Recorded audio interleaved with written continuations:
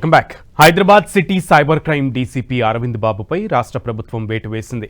ఆయనను డీజీపీ కార్యాలయానికి అటాచ్ చేస్తూ ఉత్తర్వులు జారీ చేసింది.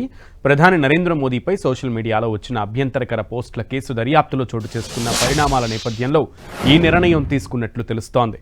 ఈ కేసులో మెటా ఇండియా హెడ్ను నిందితుడిగా చేర్చడం దేశవ్యాప్తంగా చర్చకు దారితీసింది.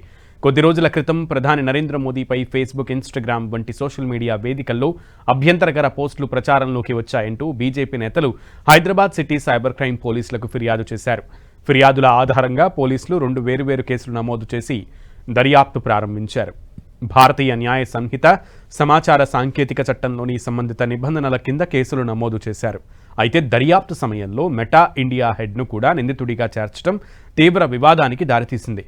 ఫేస్బుక్, ఇన్స్టాగ్రామ్ వంటి సోషల్ మీడియా వేదికల్లో వినియోగదారులు చేసే పోస్టులకు సంస్థ ప్రతినిధిని ఎలా బాధ్యుడిగా పరిగణిస్తారన్న అంశంపై న్యాయ నిపుణులు, సాంకేతిక వర్గాలు, రాజకీయ పార్టీలు భిన్నాభిప్రాయాలు వ్యక్తం చేశాయి.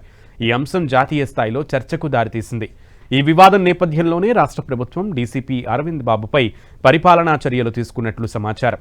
అయితే ఈ వ్యవహారంపై హైదరాబాద్ నగర పోలీసులు స్పందిస్తూ ఫిర్యాదుదారులు సమర్పించిన వివరాలు, అందుబాటులో ఉన్న ఆధారాల మేరకే కేసులో నిందితుల పేర్లు చేర్చామని వివరణ ఇచ్చారు. దర్యాప్తు పూర్తిగా చట్టబద్ధమైన విధానంలోనే కొనసాగిందని స్పష్టం చేశారు పోలీసులు.